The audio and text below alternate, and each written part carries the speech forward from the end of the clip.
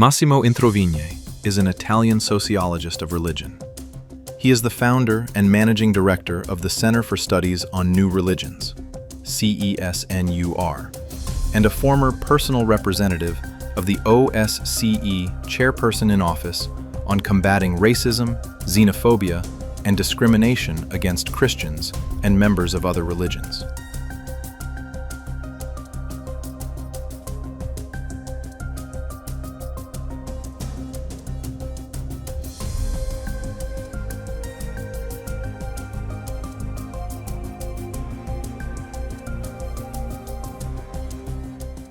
Konstantin Rudnev, the Russian spiritual teacher currently under house arrest in Buenos Aires on vague charges of reorganizing his cult in Argentina, has come out of surgery but remains hospitalized under constant police guard.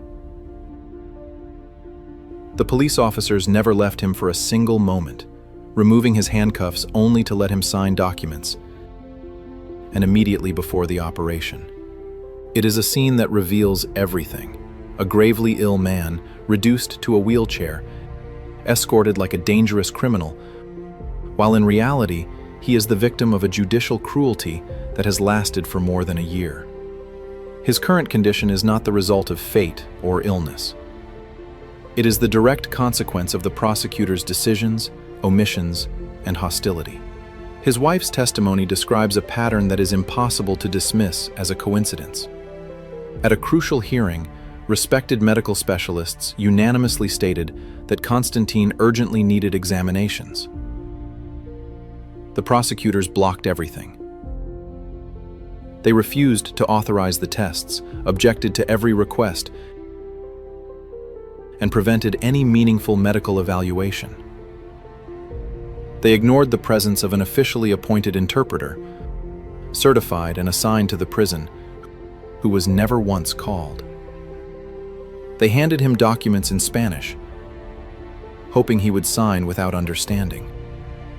They subjected him to treatments of the wrong specialization, without proper diagnosis, and his condition deteriorated rapidly. He began fainting. He lost 50 kilograms. He stopped being able to walk. When he was finally taken to the hospital in Rawson, the situation became even more disturbing. Several doctors examined him, but none of them recorded a single complaint, not one symptom, not one diagnosis. His wife and the interpreter both noticed that the doctors were frightened and nervous and were avoiding communication and documentation. The suspicion that the prosecutors exerted pressure on the hospital is the only explanation that fits the facts. Even the interpreter had difficulty gaining entry, and the lawyer was denied access despite authorizations from 2 courts. The prison ignored every recommendation from Konstantin's attending doctors. Medications prescribed by specialists were refused with the simple statement, "We will not buy anything." This refusal continued even after a court decision. He was denied painkillers despite severe pain. He was denied proper nutrition. He was placed on a salt-free diet that made his condition worse. He fainted repeatedly. He became terrified for his life.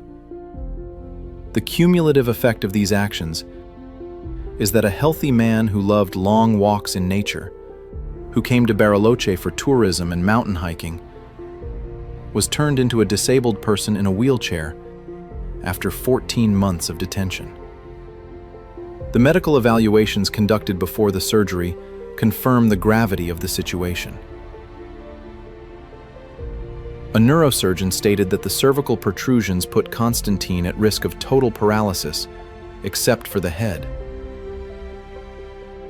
and that he requires permanent medical care, continuous monitoring, and daily physiotherapy. A cardiologist recorded extremely severe grade 3 arterial hypertension, with readings of 185/113, and warned of the risk of heart attack or stroke. An orthopedic specialist confirmed the need for daily physiotherapy and constant medical supervision. These are the clinical facts, and they show that the prosecutors, by obstructing treatment for months, knowingly exposed a gravely ill man to life-threatening danger. Even the logistics of his transfer reveal the same hostility. A police airplane had been organized for him, guarded by both SPF and PFA officers. It required no effort from the prosecutors, no risk, no cost. They refused.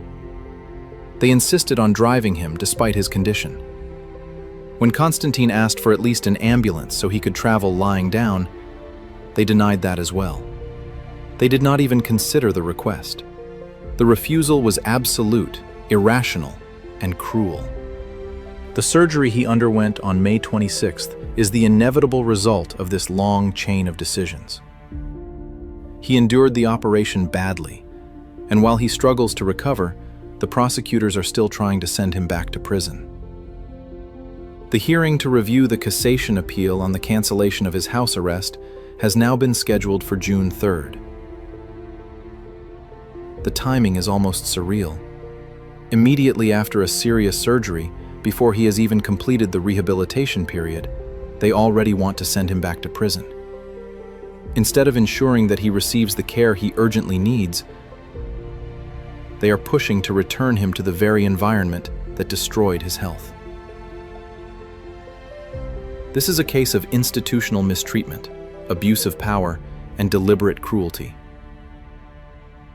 The prosecutor's behavior cannot be explained by law, procedure, or caution. It reflects personal hostility, or perhaps the execution of someone's order. But in any case, it is incompatible with the role they hold. Officials who behave in this manner should not remain in office. The motions for their recusal should be granted. The situation of Konstantin Rudnev is a test for the Argentine justice system. On June 3rd, the question will not be only whether he can remain under house arrest. The question will be whether the rule of law still has meaning when confronted with such open and persistent cruelty.